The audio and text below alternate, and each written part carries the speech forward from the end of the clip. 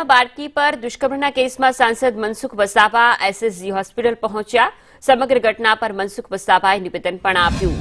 ચૈતર વસાવાને આક્ષેપ અને ઉશ્કેરવા સિવાય કંઈ આવડતું નથી, આ પ્રકારનું નિવેદન આપ્યું। કોંગ્રેસના નેતાઓ પણ રાજકીય વાતો કરે છે। ઘટના બની ત્યારે હું સંસદમાં હતો। હું સતત સ્થાનિક તંત્ર અને પોલીસ સાથે સંપર્કમાં હતો। હાલ બાળકીની નિષ્ણાંત તબીબો દ્વારા સારવાર ચાલુ છે। આ પ્રકારનું નિવેદન મનસુખ વસાવાએ આપ્યું છે, જો કે પહેલા ચૈતર વસાવાએ ટિપ્પણીઓ કરી હતી અને સરકાર પર પ્રહારો કરવામાં આવ્યા હતા।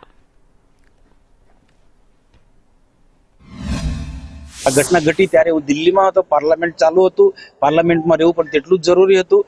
પરંતુ દિલ્હી રહીને અમે સતત કલેક્ટરથી માંડીને પોલીસ ખાતાના સતત સંપર્કમાં હતા અને આ દીકરીને જલ્દીમાં જલ્દી સાજુ થઈ જાય એ પ્રકારનો ટ્રીટમેન્ટ મળે એના માટે પણ ચિંતા કરી છે। પોલીસ પણ જે ગુનેગારની સામે કાયદેસરની કાર્યવાહી કરે એના માટે પણ પોલીસને અમે સતત એના પૂછપરછમાં હતા। નહીં, ચૈતર વસાવાનો શું છે, ચૈતર વસાવાનો આક્ષેપ કરવા છે, બીજું કશું કંઈ જ નથી।